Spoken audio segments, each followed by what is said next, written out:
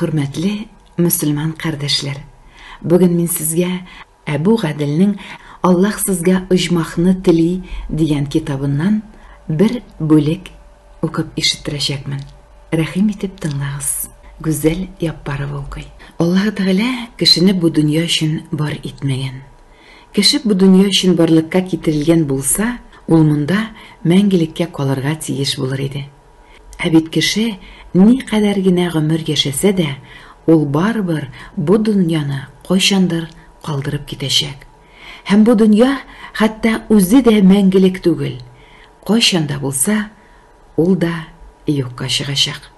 Аллаһ Тәгалә кешене мәңгелек тормыш өчен бар иткән. Бу дөнья бары тик кешенең иманы һәм аның Аллаһка буйсыну рәвеше сынала торган урын гына булып тора. Аллаһ Тәгалә Коръәндә булай ди: "Ул үлем белән тереклекне бар итте. Сезнең кайсыгыз гамәлләре белән яхшырак булыр икәнен сынау өчен." Аллаһ кулларының нинди булуларын белмәгәнлектән аларны сынамый. Киресенчә, ул бар нәрсәне дә белүче. Ләкин кеше үзенең гамәлләренә үзе шаһид булсын өчен һәм кыямәт көнендә Аллаһ аңа карата гадел карар чыгарганын белсен өчен сыный.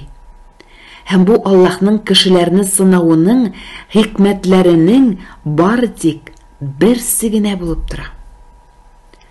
Аллаһ Тәгалә бар нәрсәгә дә көчле буларак, бөтен кешеләрне дә иманлы һәм аңа буйсынган хәлдә барлыкка китерә ала иде. Ләкин ул беркемне дә оҗмахка керергә мәҗбүр итми. Аллаһ кешеләргә аларны нәтиҗәдә оҗмахка алып баручы юлны күрсәткән. Әгәр дә кеше бу юлны кабул итсә, иман китерсә, Аллаһка буйсынса һәм аңа гына гыйбадәт кылса, Аллаһ аны мәңгелеккә оҗмахка кертергә вәгъдә итә.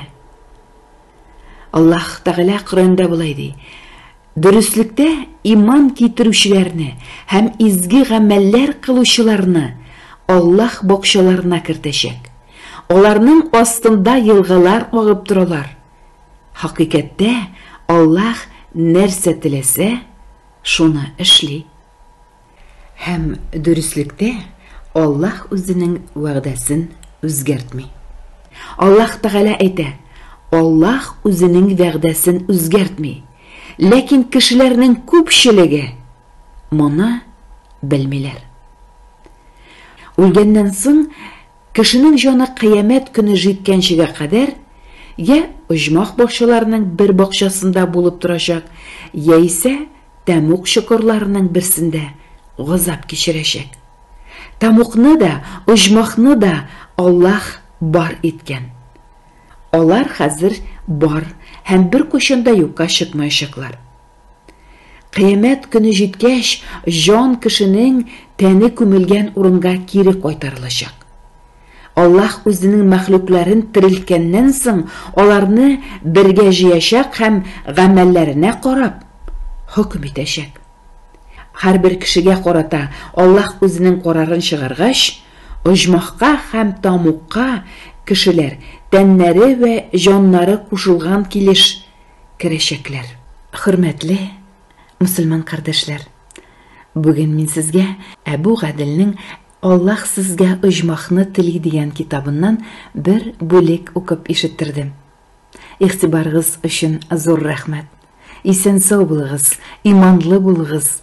Кушканнарын үтәп, тыелганнарыннан тыелып, шушы матур дөньяларда яшәүегезне теләп калам.